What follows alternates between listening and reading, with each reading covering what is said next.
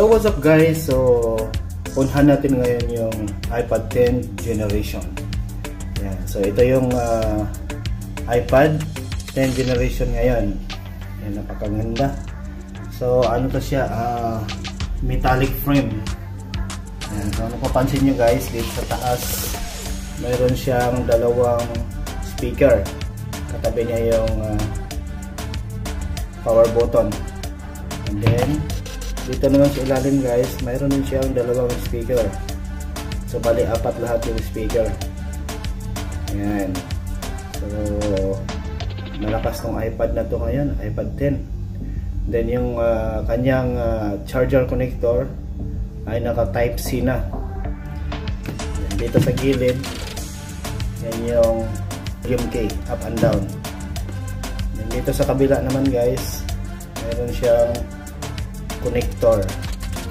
So guys, napapansin niyo dati dito sa taas yung ano niya, yung camera dati, pero ngayon andito na.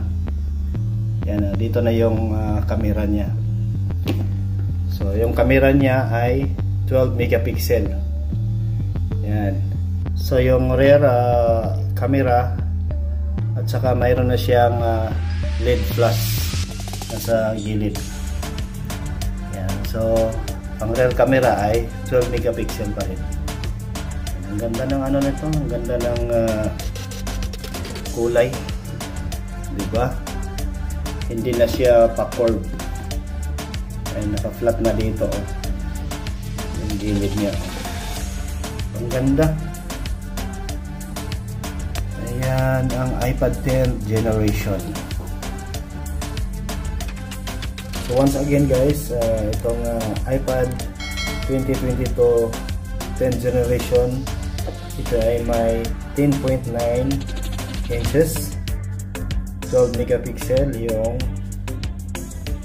front and back. Then ito ay mayroong 4 GB RAM. Then sa battery niya ay mayroon siyang 7,606 milliamperes. Ayan.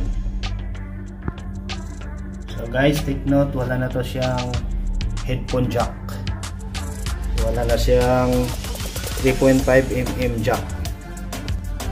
So dito sa baba ay naka fingerprint sensor na yan. So wala na yung dati na may bilog dito sa ilalim yung button. So ang kanyang video resolution ay up to 4K. So available dito guys ang 64GB at 256GB RAM. Ang kanyang OS ay mayroong 16.1. Yan, upgradable na yan guys. So yan lang yung ating ano ngayon, review. So ito ay Wi-Fi. And available naman dito din yung cellular.